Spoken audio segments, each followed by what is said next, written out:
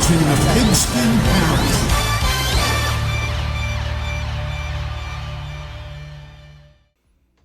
Welcome to another episode of the Pigskin Parrot, where we are squawking football non-stop. It's December, which means the college football playoffs are officially in full swing. With that being said, I'm recording this video about an hour after the 2025 selection show. Man, is Twitter in a tizzy or what? Alabama and Miami figuring out how to make it in, Notre Dame being left out. A lot of controversy per usual. It's basically how this kind of goes at this point.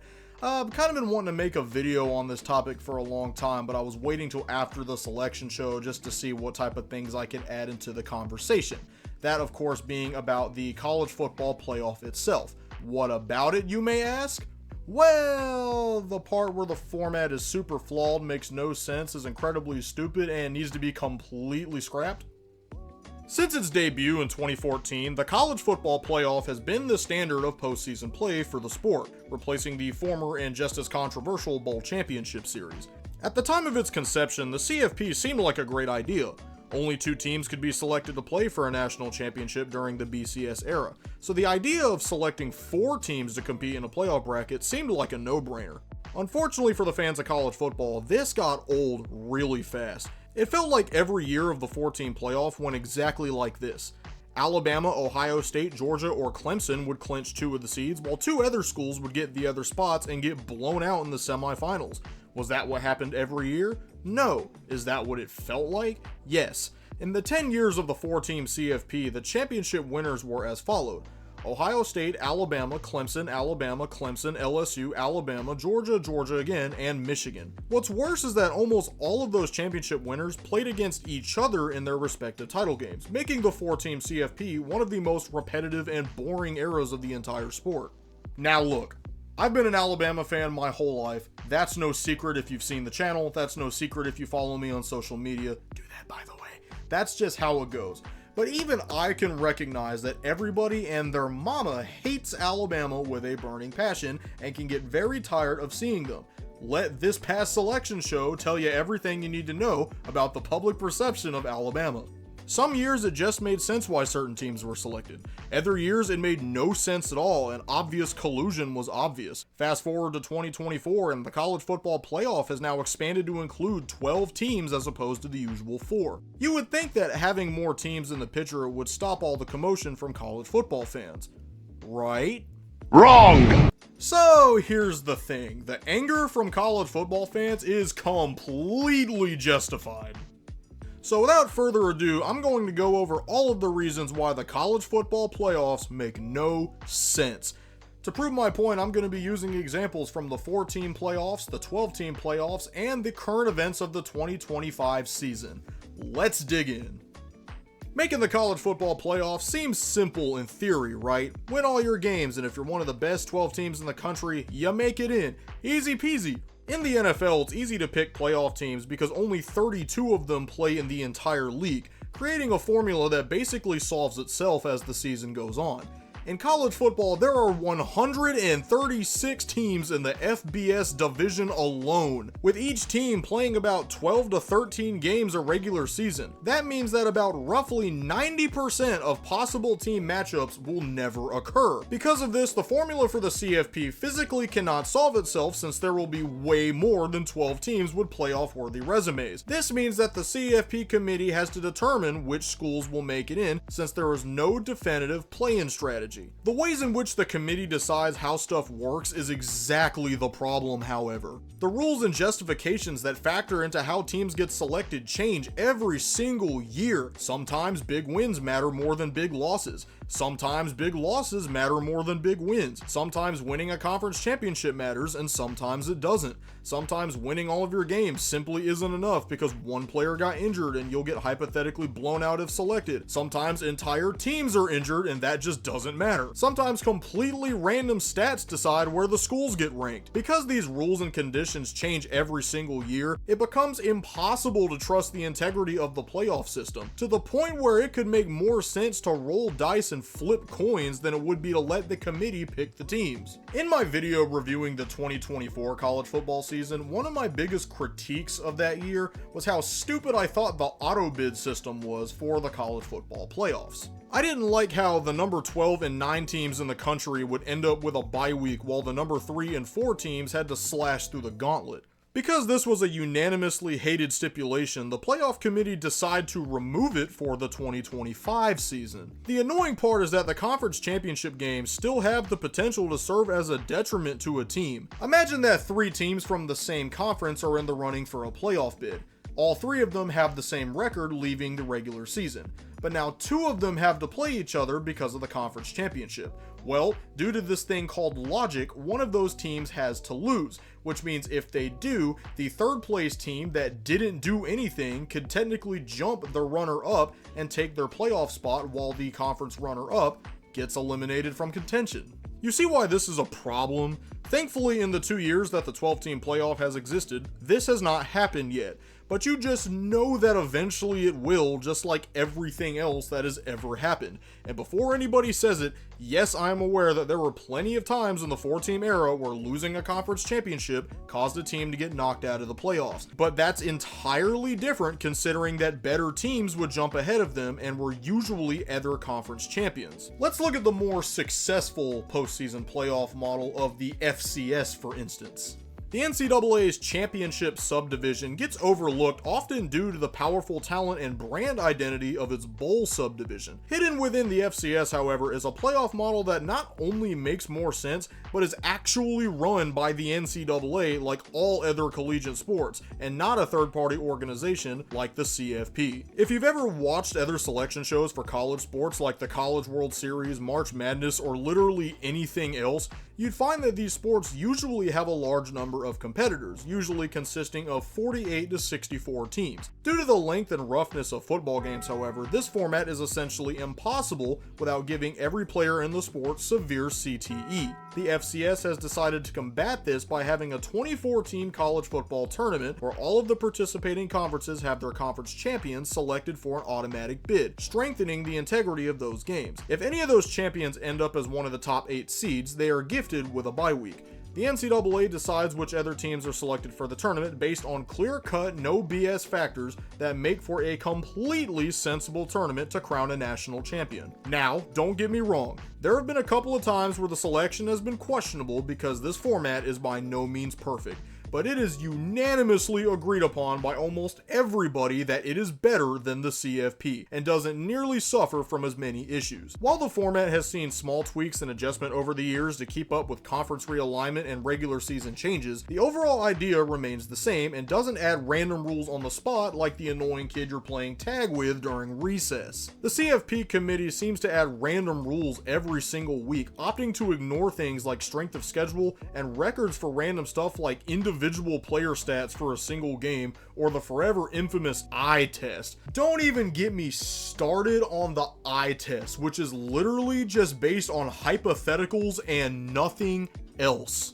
The committee actually said this year that Lane Kiffin leaving Ole Miss could potentially keep them out of the playoffs. What? The entire structure of college football as we know it is based around the bipolar opinions of a bunch of athletic directors colluding to decide what the best product is for TV as opposed to football. One of the more common criticisms you'll see of the college football playoff is that the seeding is solely done for the purpose of generating must-see TV instead of fair football. In 2023, Alabama was infamously selected over Florida State despite FSU having gone undefeated and Alabama having a regular season loss to Texas. This sparked massive outrage about the legitimacy of the CFP committee. The common theory is that Alabama was chosen to play in the semifinal matchup with the hopes that Alabama would meet Texas in a rematch for the national championship. When you think of TV viewership, Alabama and Texas are the 2 biggest brands in the entire sport. Having them clash for the national championship in a rematch, especially with Nick Saban and Steve Sarkisian being a coaching duo the last time Bama won a natty, would be a huge story that could potentially be one of the highest viewed championship games of all time. Another popular rumor was that ESPN knew of Nick Saban's plans to retire early and wanted to put him in one more national championship game to potentially end his career on a high note. While I definitely think that the first one is more accurate than the second, none of us will ever really know. But here's one thing that we do. If you go back and look on my Twitter, you'll find where I was in full support of the CFP's decision. Why? Because I'm an Alabama fan and wanted my team in the playoffs.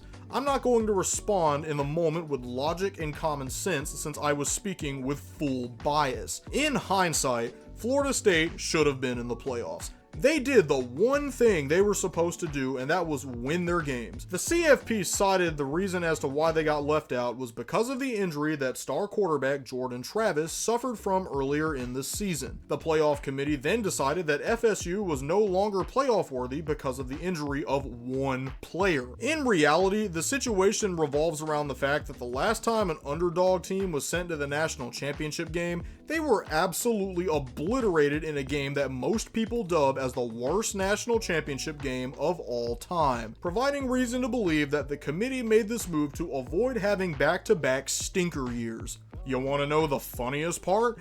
Alabama and Texas both lost in the first round. Unfortunately for FSU fans, ESPN got what they wanted as both semifinal games are some of the highest viewed playoff games in the history of the format. Do I believe that Alabama was a better team than Florida State in 2023?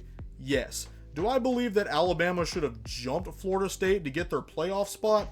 No. The CFP inconsistently picks between the best teams and the most deserved teams every single season.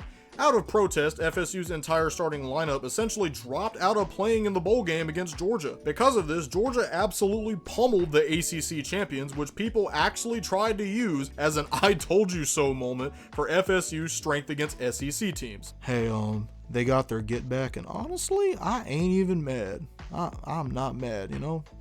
They talk their talk and they walk the walk. GG's FSU. The entire backdoor reason to expand the playoffs in the first place was to get more money from TV viewership, using situations like the FSU debacle as a justification instead of taking accountability. This mostly boils down to the fact that once again, the college football playoff is an invitational and is not based on any objective facts. Fast forward to the first year of the 12-team playoff and you can almost see where they were afraid of the backlash again, opting to include SMU in the playoffs over Alabama, despite knowing that SMU would get destroyed in such an environment. I don't care if the quality of play will end up as a worse product, you can't strip away the importance of the regular season. Those boys play their hearts out all year and don't deserve to be shafted. I think a team with 3 regular season losses should never make the college football playoffs, and I'm going to stand on that opinion.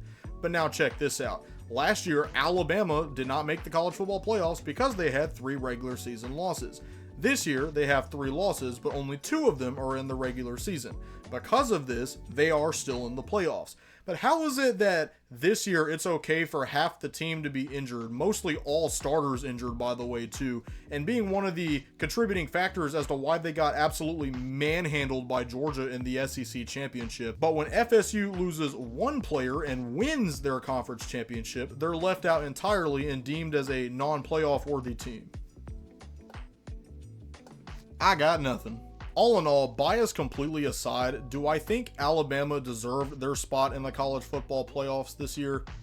Yes, I do, but that's only in terms of circumstance when you remember who was behind them in the rankings. If we truly were going off of strength of schedule, strength of record, and stuff like that, then yeah, Alabama absolutely deserves it. And like I mentioned earlier in the video, I don't think losing in the conference championship should necessarily reward teams like Ole Miss and Texas A&M and punish a school like Alabama.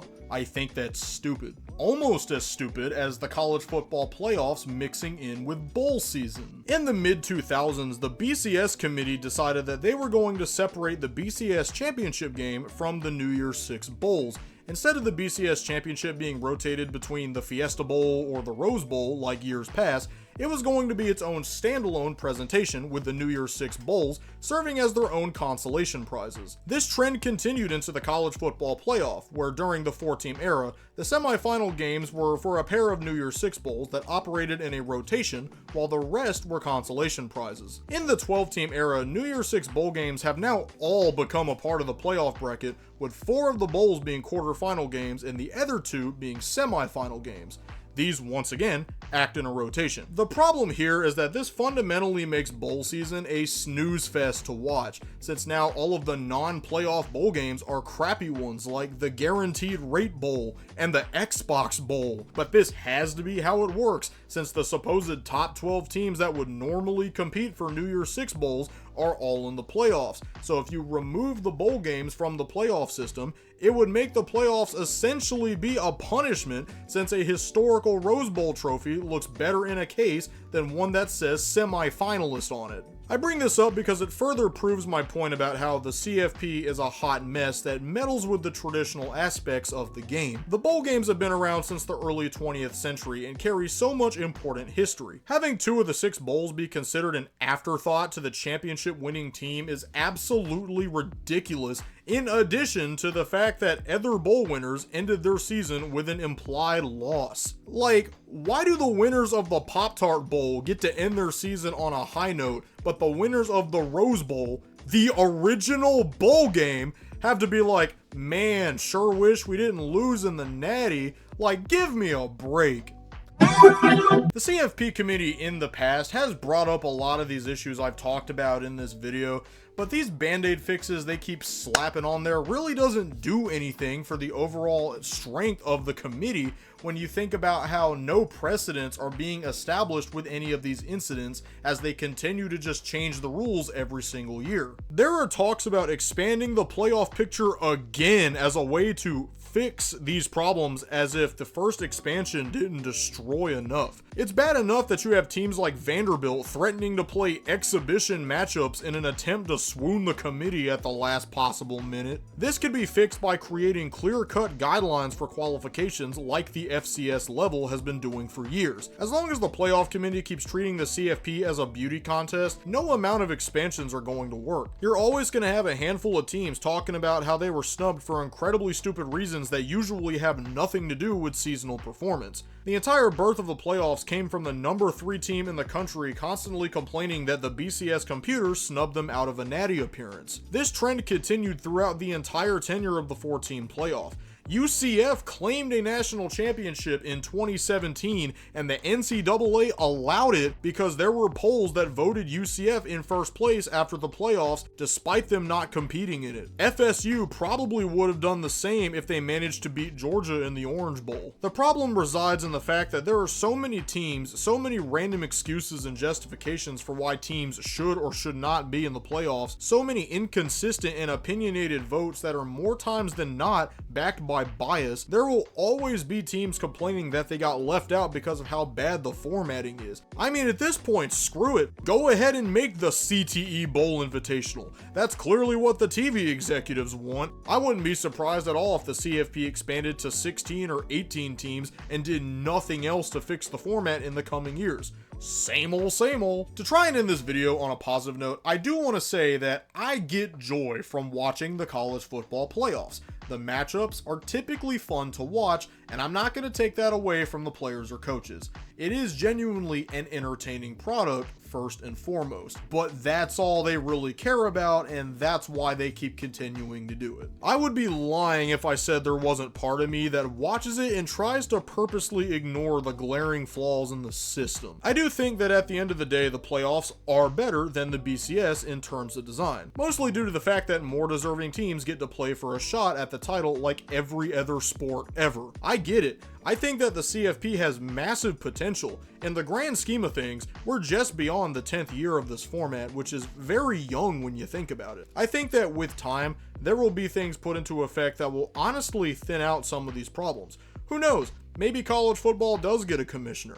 Maybe the CFP folds completely and the NCAA takes over the postseason. Maybe in 20 years, the Power 4 conferences could have their own league and the G5 conferences could have their own league. Honestly, we'll just never know. Sometimes the committee gets it right, and that's just what we're gonna have to hope for until something changes. Thank you all for watching another exciting episode of the Pigskin Parrot. I wanted to get this video out a week ago, but then I thought about it. What if I wait till the conference championship games and then wait for the CFP selection to decide what I talk about? And I'm glad that I did, because this is a very topical subject right now with Notre Dame and BYU and a bunch of other schools kind of upset that they didn't make it in. A lot of people didn't expect Miami to make it in.